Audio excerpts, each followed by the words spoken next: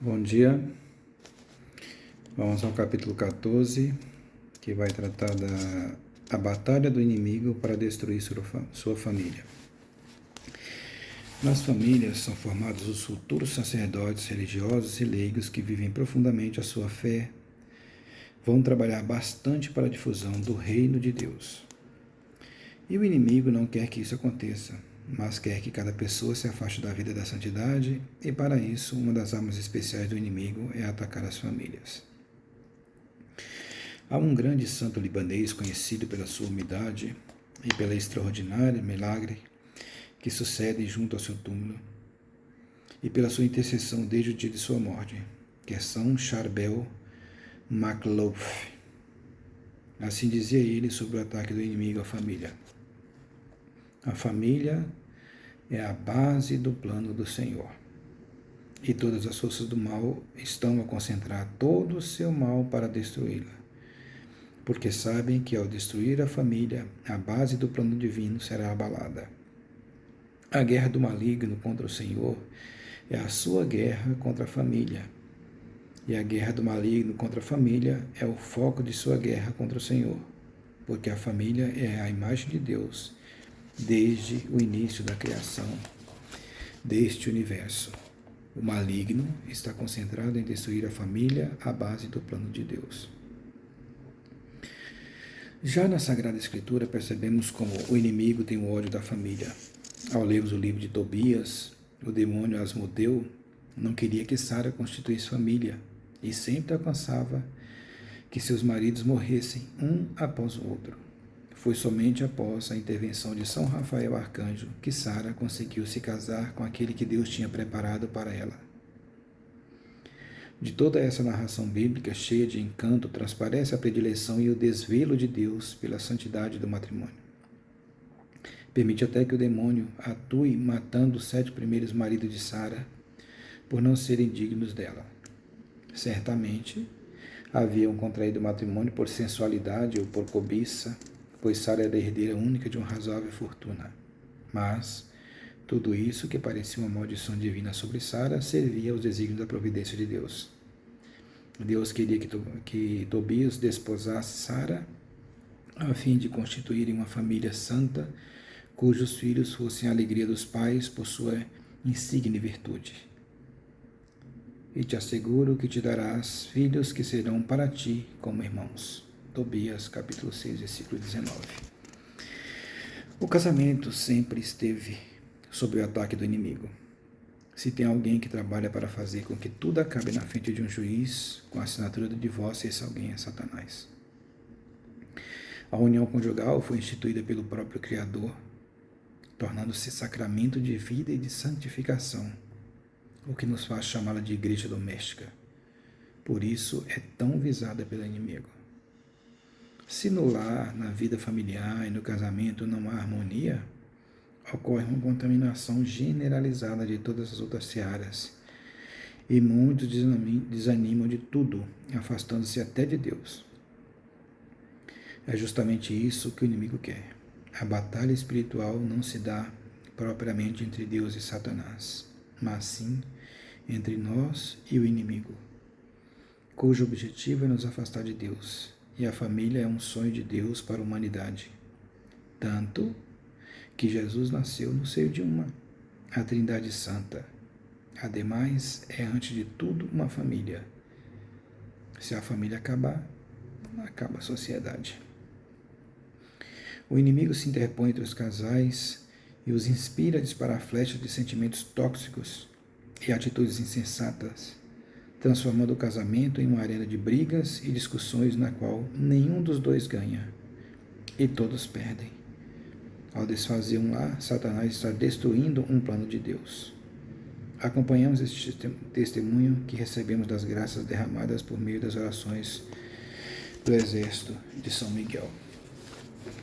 Graça e paz. Moro no interior de São Paulo, sou casado há 31 anos e tenho um filho de 29 anos. Casado pela graça de Deus e um neto de 10 meses. Irmãos, faço parte do Exército de São Miguel desde 2019. Sempre fui uma mulher de oração, de missa e serva No ano passado, em outubro, meu calvário se iniciou. Meu esposo é professor na prefeitura da nossa cidade há 22 anos e nunca tivemos nenhum problema, mas sabemos que o inimigo de Deus tem investido nas famílias. Não por me engrandecer, mas Deus me deu um ministério de ter sonhos proféticos e isso muitas vezes nos abala muito. Por isso, é muito doloroso, porque nem sempre é algo bom, mas enfim, foi quando começou a minha batalha. Como foi triste aquele sonho, pois minhas lutas começaram contra o próprio demônio que me enfrentava tentando me destruir.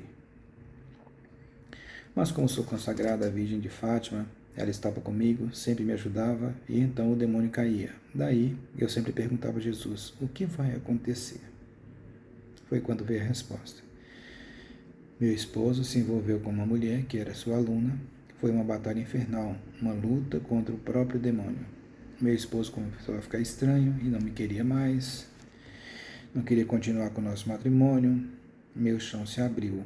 Ele saiu de casa e foi morar com a minha sogra.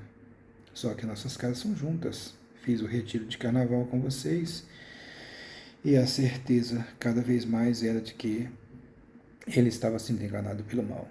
Começou a quaresma e eu, com minha dificuldade, levantava às 3h50 para rezar o rosário e era cada dia mais uma dor, pois eu sabia contra quem eu estava lutando durante a quaresma. Em lágrimas eu falava para Jesus, pois eu não estava aguentando. Cheguei a perder 11 quilos, pois nem comer eu conseguia, mas entendi que era um sacrifício que tinha que fazer. No final da quaresma, eu disse para Jesus em lágrimas, Jesus, eu entrego meu esposo. Se for para perder para o Senhor, eu aceito, mas para Satanás não. Deus me respondeu através de vocês, que cada lágrima era colocada num cálice e levada ao céu. Quando chegou a Páscoa, eu pensei, Deus vai trazer meu esposo de volta. Irmã, ele voltou no sábado de aleluia, mas no domingo ele saiu novamente de casa.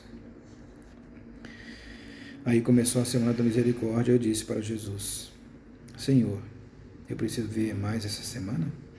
O Senhor respondeu, sim. Durante cada pregação eu vivi intensamente tudo, na certeza de que Deus me daria vitória. Chegou a segunda-feira e nada. Fui ao Santíssimo e lá Jesus me falou no coração, vai procurar meu filho sacerdote Tiago. Bateu uma dúvida, mas obedeci e fui. Quando cheguei, disse ele que Jesus e Maria tinham pedido que eu procurasse. Conversei bastante e ele me disse, pede para São José e reze o texto das lágrimas, e ele me deu o seu terço. Logo que cheguei em casa, fui rezar o terço, irmã, e ele me liga dizendo que estava voltando. Em menos de 24 horas, Jesus trouxe meu esposo, transformado e renovado pelo Espírito Santo. Hoje rezamos juntos todos os dias antes do seu trabalho e rezamos o texto do combate pela graça de Deus. Esse é o meu testemunho e peço aos casais, nunca desistam do seu matrimônio, pois o que Deus uniu nenhum homem ou mal pode destruir. Quem como Deus? Ninguém. Muitas vezes o inimigo quer semear essas brigas e discussões por causa dos ciúmes que acompanham o casal. Os ciúmes podem, de fato, destruir uma família, e para isso é importante crescer no amor e na confiança um do outro. Na certeza de que Deus abençoa o casal que se esforça para permanecer firme no Senhor. Brigas e discussões por causa de pequenas coisas que podem degenerar em separação. Certa vez eu participava com o acólito de um casamento e tive uma belíssima experiência com Deus. No início da história do casal, os dois viviam em segunda união.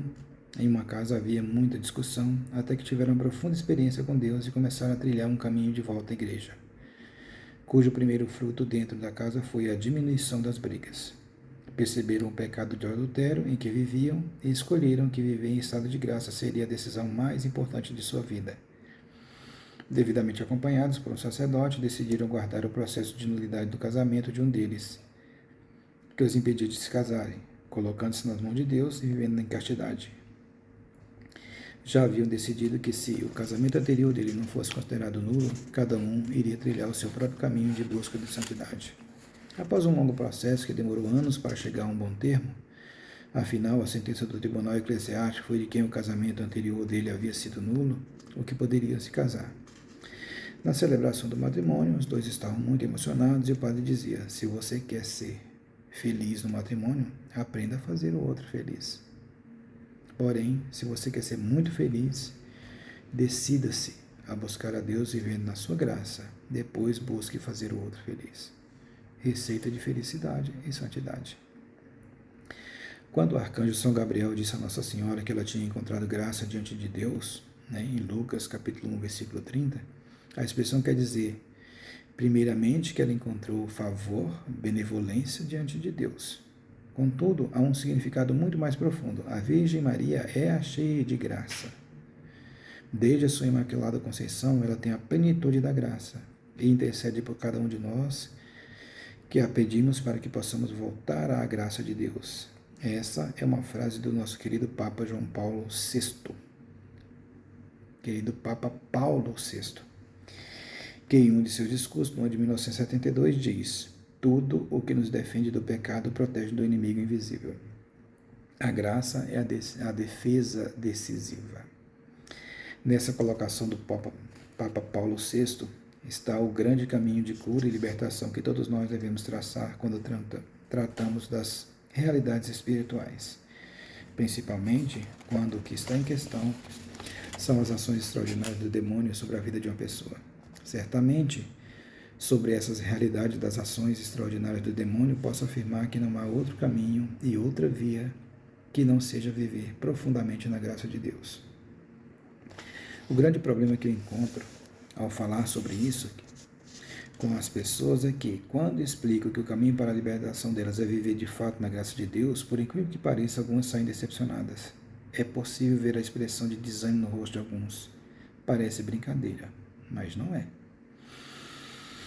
Se eu falasse para alguns que seria necessário subir uma grande escadaria de joelhos, rezando o terço, ou então dar 100 voltas em torno da catedral da cidade, delas rezando o ofício, e por aí vai, essas pessoas ficariam mais felizes do que saber que é necessário somente viver na graça de Deus para que se possa combater o demônio que as oprime. Então vamos à oração. Senhor Jesus Cristo, em Tuas mãos confio a minha família, dai-nos em espírito de intensa oração e clamor. Fortalece o amor entre nós para que busquemos todos os dias a salvação de todos os membros da nossa casa. Ajudai-nos a superar as divisões, infidelidades, rancores e mágoas e libertai-nos de todos os males que afligem a nossa casa.